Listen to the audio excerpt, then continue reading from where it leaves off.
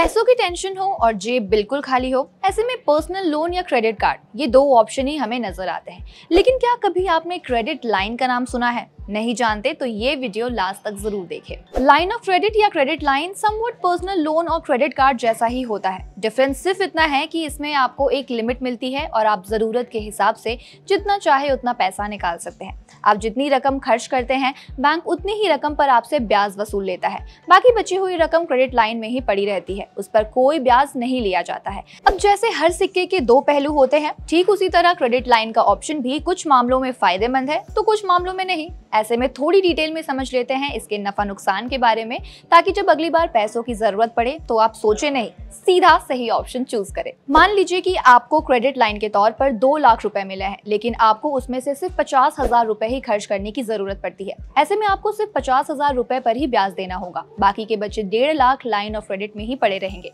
इन पर कोई ब्याज नहीं लगेगा। आप अगर इनमें से 20,000 और निकाल लेंगे तो आपको 70,000 रुपए ब्याज समेत लौटाने होंगे। बकाया 1,30,000 पर कोई ब्याज नहीं लगेगा। बाकी लोन्स की तरह क्रेडिट लाइन के तहत मिलने वाली अमाउंट भी आपके फाइनेंशियल स्टेबिलिटी और क्रेडिट स्कोर के बेसिस पर डिसाइड होती है।